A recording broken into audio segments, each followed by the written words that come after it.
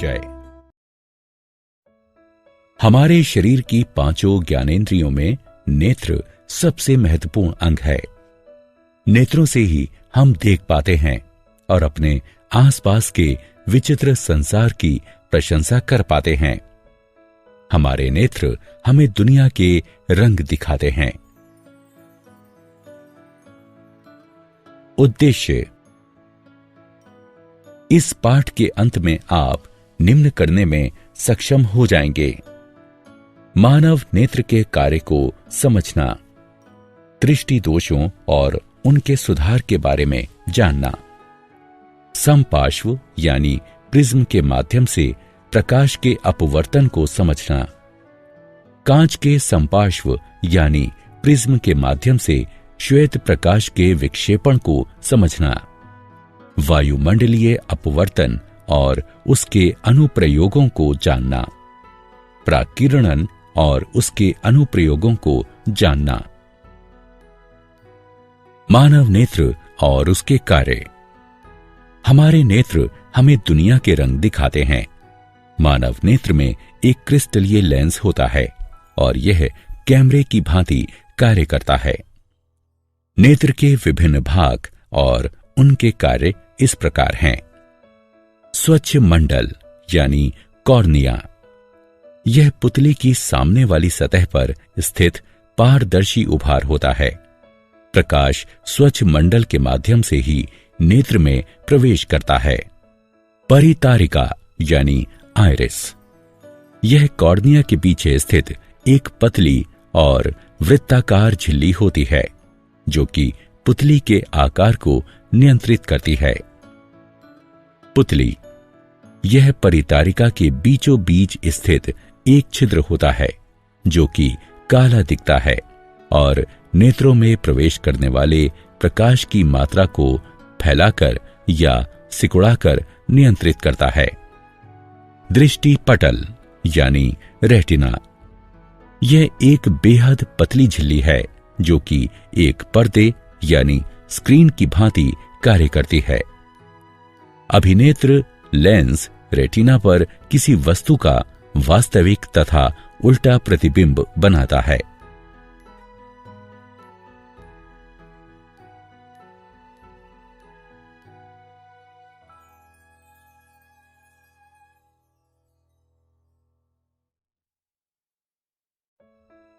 समंजन क्षमता। मानव नेत्र lens focus दूरी को बढ़ाने या घटाने में सक्षम होते हैं।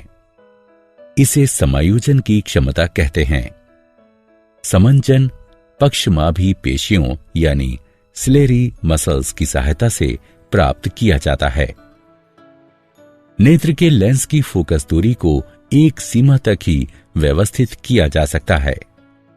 दूर बिंदु, वह अधिकतम दूरी जहां तक हम किसी दूरस्थ वस्तु को स्पष्ट देख सकते हैं।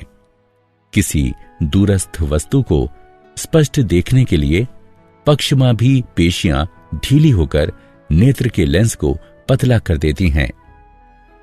निकट बिंदु, वह न्यूनतम दूरी जहां पर स्थित कोई वस्तु बिना किसी दबाव के स्पष्ट देखी जा सकती है। निकटस्थ वस्तु को स्पष्ट देखने के लिए पक्षमाभी पेशियां संकुचित होकर नेत्र के लेंस को मोटा कर देती हैं।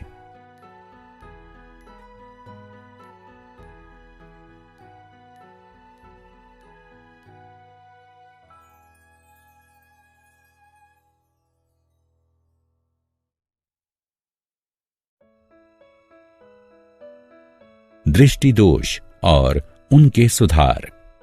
कुछ अपरिवर्तनीय दोषों के कारण नेत्र अपनी समंजन क्षमता खो देते हैं।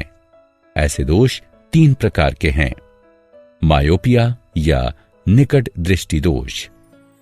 इस प्रकार के दोष से ग्रस्त व्यक्ति निकट की वस्तु को स्पष्ट नहीं देख सकता। वस्तु का प्रतिबिंब रेटिना के सामने बनता है।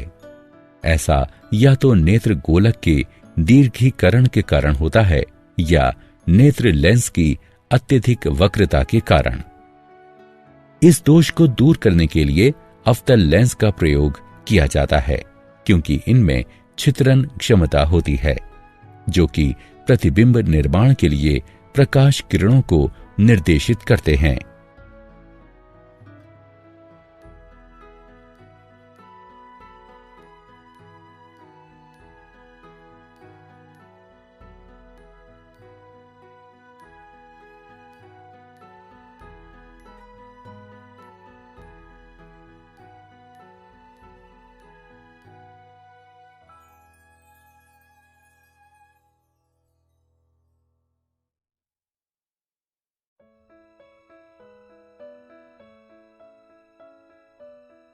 दीर्घ दृष्टि दोष और उसका सुधार।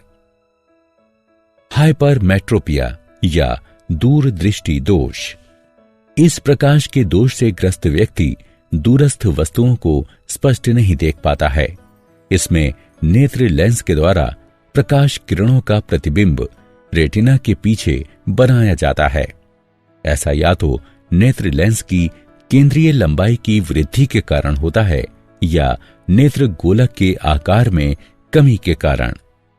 इस दोष को सुधारने के लिए उत्तल लेंस का प्रयोग किया जा सकता है, जो कि प्रकाश किरणों को रेटिना पर अभिमुख करता है, जिससे प्रतिबिंबीकरण होता है और व्यक्ति दूरस्थ वस्तु को स्पष्ट देख पाता है।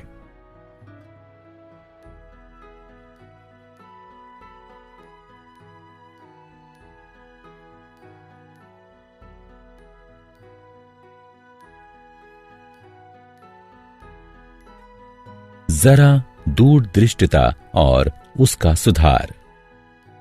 जरा दूरदृष्टता यानी प्रेसबायोपिया।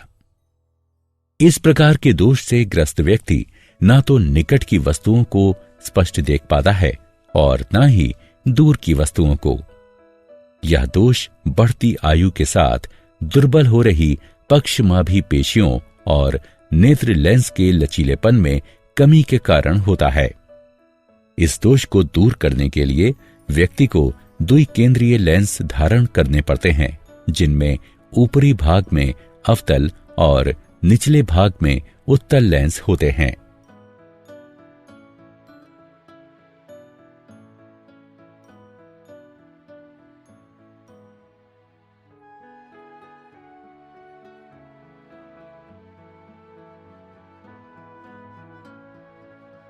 समपार्श्व यानी प्रिज्म के माध्यम से प्रकाश का अपवर्तन। एक माध्यम से दूसरे माध्यम की ओर यात्रा करते समय प्रकाश के झुकाव को अपवर्तन कहते हैं। इस खंड में हम समपार्श्व यानी प्रिज्म के माध्यम से प्रकाश के अपवर्तन की घटना पर चर्चा करेंगे। समपार्श्व यानी प्रिज्म दो त्रिकोणीय आधारों और तीन चौकोर तलों वाली ठोस आकृति है। प्रत्येक तल के मध्य का कोण समपार्श्व कोण कहलाता है। एक रंग के प्रकाश की किरण एक कांच के प्रिज्म पर आपतित होती है और अभिलंब की ओर मुड़कर हवा से कांच में प्रवेश करती है। इसके पश्चात सीधे गमन करते हुए यह अभिलंब से दूर कांच से हवा में प्रवेश करती है। आपतित किरण और अपवर्तित किरण एक कोण पर है, जो विचलन कोण कहलाता है। कांच के समपार्श्व के द्वारा श्वेत प्रकाश का विक्षेपण।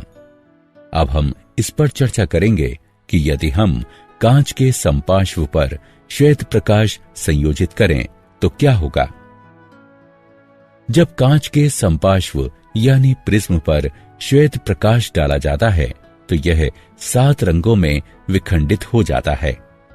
बैगनी, गहरा नीला, नीला, हरा, पीला, नारंगी और लाल। इस घटना को श्वेत प्रकाश का विक्षेपण कहते हैं। विक्षेपण का कारण। श्वेत प्रकाश 7 विभिन्न आवृत्तियों पर आधारित होता है, जो कि एक भिन्न रंग के अनुरूप होती हैं। प्रत्येक रंग का विचलन कोण भिन्न होता है, जिसके कारण प्रत्येक रंग एक भिन्न कोण पर झुकता है और हमें रंगों का एक समूह दिखाई देता है, जिसे विबग्योर यानी इंद्रधनुष कहते हैं।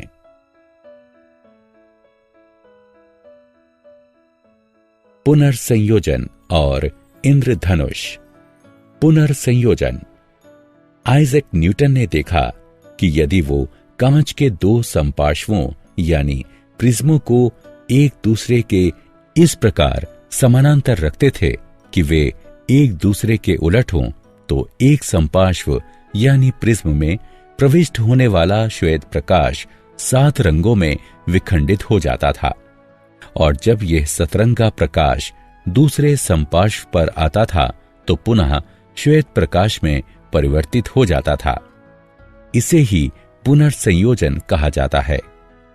हम सबको वर्षा के पश्चात इंद्रधनुष का दृश्य देखना अच्छा लगता है। यह एक प्राकृतिक घटना है जो कि प्राकीर्णन का परिणाम होती है। इंद्रधनुष आकाश में सदैव सूर्य की विपरीत दिशा में प्रकट होता है। वर्षा के दौरान जल की बूंदें सूर्य के प्रकाश के लिए समपार्श्व यानी प्रिज्म का कार्य करती हैं।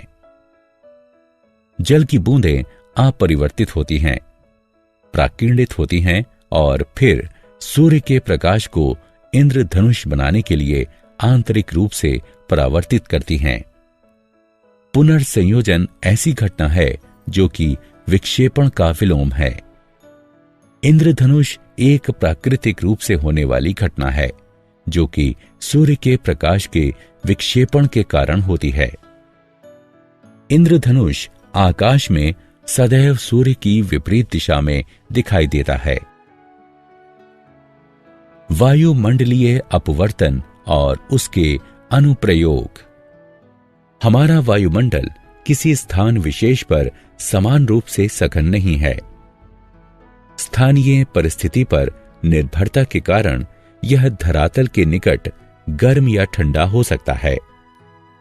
गर्म वायु ठंडी वायु की अपेक्षा हल्की होती है, अतः इसका अपवर्तनीय सूचकांक ठंडी वायु के अपवर्तनीय सूचकांक की अपेक्षा कम होता है। इसके कारण वायुमंडल में प्रवेश करने वाला सूर्य अथवा तारों का प्रकाश अपवर्तित होता है। इसे वायुमंडलीय अपवर्तन के नाम से जाना जाता है। तारों का टिमटिमाना वायुमंडलीय अपवर्तन का एक उदाहरण है। तारों से आ रहा प्रकाश जैसे ही वायुमंडल से होकर गुजरता है, तारे की वास्तविक स्थिति की अपेक्षा उसकी सामान्य और आभासी स्थिति दिखाई देती है। साथ ही वातावरण की गत्यात्मक प्रकृति के कारण तारे का प्रकाश अस्थिर भी होता रहता है और इसी कारण तारे टिमटिमाते हुए प्रतीत होते हैं।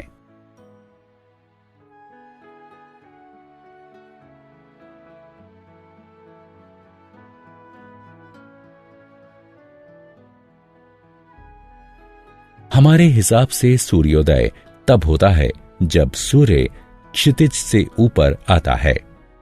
जब सूर्य क्षितिज से नीचे होता है तब वायुमंडलीय परतों के घनत्व में अंतर के कारण सूर्य का प्रकाश वायुमंडल में प्रविष्ट होते हुए अपवर्तित होता है। इसके कारण सूर्य क्षितिज के ऊपर दिखाई देता है और सूर्य के वास्तव में क्षितिज पर पहुंचने से 2 मिनट पूर्व हम सूर्योदय देखते हैं। इसी प्रकार वायुमंडलीय अपवर्तन के कारण ही सूर्यास्त हमें 2 मिनट देर से दिखाई देता है। प्रकाश का प्राकीर्णन और उसके अनुप्रयोग। वायुमंडल से होकर गुजरने के दौरान धूल कणों और वायु अणुओं के द्वारा प्रकाश फैल जाता है। इसे प्रकाश का प्राकीर्णन कहा जाता है। प्राकीर्णित प्रकाश का रंग प्राकीर्णित हो रहे अणुओं के आकार पर निर्भर करता है। टिंडल प्रभाव। जब प्रकाश किसी कलीलीय घोल पर डाला जाता है तो वह कलीलीय कणों के द्वारा प्राकीर्णित हो जाता है और इस कारण प्रकाश पथ दिखाई देने लगता है। इसे टिंडल प्रभाव कहते हैं। जैसे किसी अंधेरे कमरे में जब एक छिद्र बनाया जाता है और प्रकाश को उसमें से गुजारा जाता है, तब हम प्रकाश पथ और धूल के उन कणों को स्पष्टता देख पाते हैं जिन्हें साधारण परिस्थितियों में वायु में नहीं देखा जा सकता।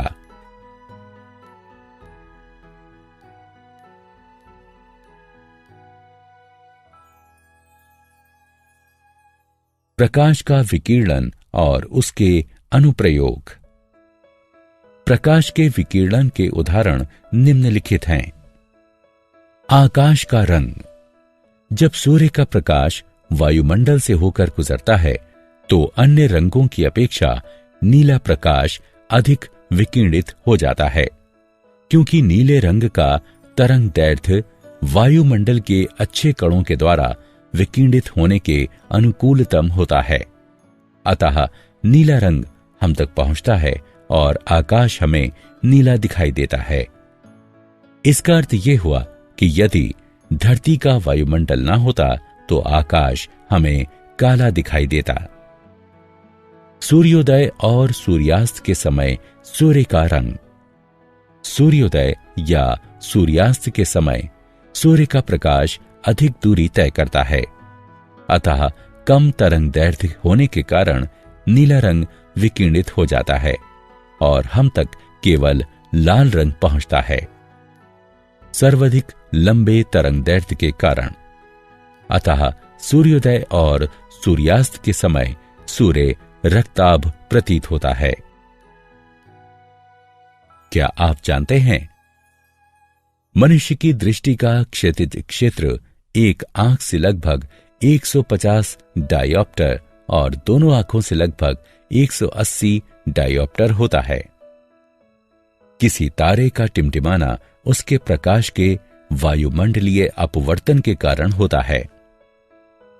वायुमंडलीय अपवर्तन के कारण सूर्य हमें सूर्योदय के वास्तविक समय से लगभग 2 मिनट पूर्व और सूर्यास्त के वास्तविक समय से लगभग 2 मिनट पश्चात तक दिखाई देता है। प्यूपिल अपना आकार प्रबल मनोवेगों के प्रभाव के कारण भी बढ़ा सकता है। नीली आंखों वाले भूरी आंखों वालों की अपेक्षा ज्यादा बेहतर देखते हैं। आइरिस के रंग का दृष्टि तीक्ष्णता से कोई संबंध नहीं है। मनुष्य की आंख मूलतः 3 रंग देखती है, लाल, हरा और नीला। ये मूल रंग हैं। श्वेत रंग इन तीनों रंगों का संयोजन है। काला रंग इनके अभाव स्वरूप है। पीला, बैगनी और हल्का बैगनी रंग 2 मूल रंगों के संयोजन से बनता है। इन्हें द्वितीयक रंग कहते हैं। कुत्ते लाल और हरे रंगों के मध्य अंतर नहीं कर सकते। साधारण मनुष्य 1 मिनट में 12 बार पलकें झपकाता है, यानी कि प्रतिदिन औसतन लगभग 10,000 बार। आंख मानव शरीर का एकमात्र अंग है जो दिन रात किसी भी क्षण बिना आराम किए 100% क्षमता के साथ काम कर सकता है। छींकते समय आंखें खुली रखना असंभव है। तुम्हारी भौहों के मध्य के स्थान को ग्लैबेला कहते हैं। अनुकूल परिस्थितियों में मनुष्य की आंख मोमबत्ती की रोशनी को 14 मील की दूरी से भी देख सकती है। मनुष्य काग की अपेक्षा कंप्यूटर की स्क्रीन को 25% धीमी गति से पढ़ता है। सारांश। आइए हमने जो कुछ सीखा है उसे संक्षेप में दोहराएं।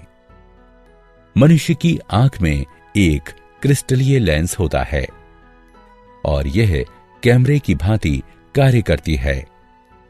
आंख के विभिन्न भाग हैं: प्यूपिल, कॉर्निया, आइरिस, क्रिस्टलीय लेंस और रेटिना यानी श्वेत पटल।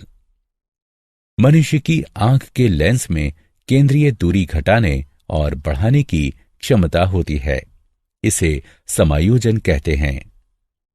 मोतियाबिंद यह एक नेत्र रोग है जिसमें आंख के लेंस की पारदर्शिता समाप्त हो जाती है, जिसके कारण आंशिक या संपूर्ण दृष्टिहीनता आ जाती है।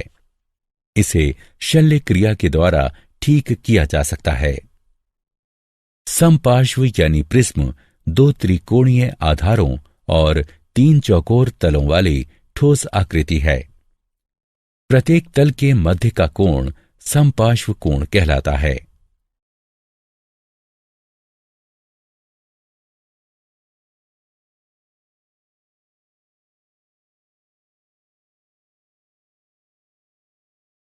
जब कांच के समपार्श्व यानी प्रिज्म पर श्वेत प्रकाश डाला जाता है तो ये 7 रंगों में विखंडित हो जाता है। बैगनी, गहरा नीला, नीला, हरा, पीला, नारंगी और लाल। इस घटना को श्वेत प्रकाश का प्राकीर्णन कहते हैं। पुनर्संयोजन एक ऐसी घटना है जो कि प्राकीर्णन का विलोम है। प्रकाश का अपवर्तन। जब प्रकाश वायुमंडल की विभिन्न परतों से होकर गुजरता है तो वायुमंडलीय अपवर्तन कहलाता है। टिंडल प्रभाव। जब प्रकाश किसी कलीलीय घोल पर डाला जाता है तो वो कलीलीय कणों के द्वारा प्राकीर्णित हो जाता है और इस कारण प्रकाश पथ दिखाई देने लगता है। प्राकीर्णन। जब प्रकाश वायुमंडल से होकर गुजरता है तो ये धूल कणों और अन्य वायु कणों के द्वारा फैल जाता है।